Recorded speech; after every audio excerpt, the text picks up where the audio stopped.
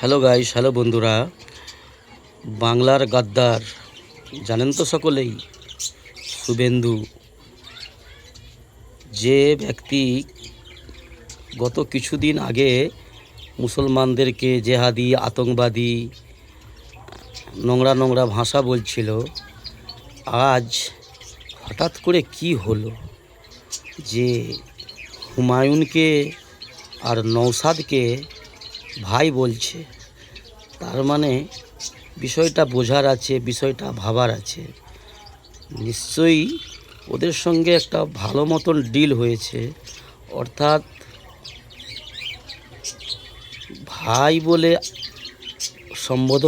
সম্বোধনা করছে।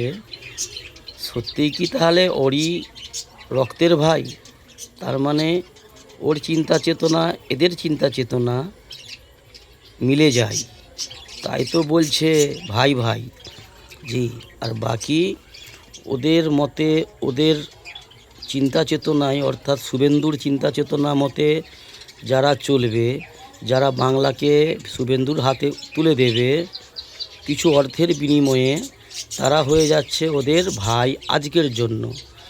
আর যখন বাংলার গদি পেয়ে যাবে, তাহলে এই যে যাদেরকে ভাই বলছে, যাদেরকে পয়সা দিয়ে কিনেছে ভাই বলে, এদের তো যে দশা করবে করবে, কিন্তু জনসাধারণ, বাংলার সাধারণ জনতা, মুসলমানরা বড় বিপদের সম্মুখীন হবে। তো অর্থাৎ সাধারণ মুসলমান বন্ধুরা, ভাইরা,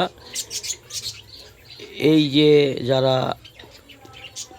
অর্থলোভী, আইএসএফের লিডার বা জেপিইউ এর লিডার, আরও যারা সিপিআইএম, এ সমস্ত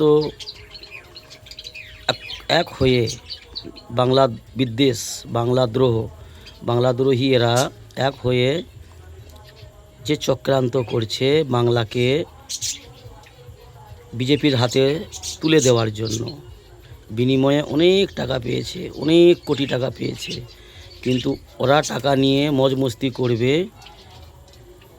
ওরা পরক্ষণে হয়তো দেখা যাবে ইমান ছেড়ে দিয়ে ওদের মতন হয়ে যাবে, শুভেন্দুর মতন হয়ে যাবে। কিন্তু বাংলার সাধারণ জনগণ, মুসলমান মার খাবে, ভিটে ছাড়া হবে, আর হচ্ছে যে সর্বকিছু হারাবে,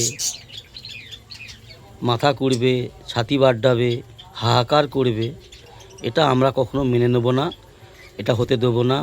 সেই জন্য একটা ভালো মুসলমানের এবং একটা ভালো মানুষের কর্তব্য এটাই কাম্য, যে সমাজকে বাঁচানো আর দেশকে বাঁচানো, মানুষের উপকারে আসা, তাই না বন্ধু?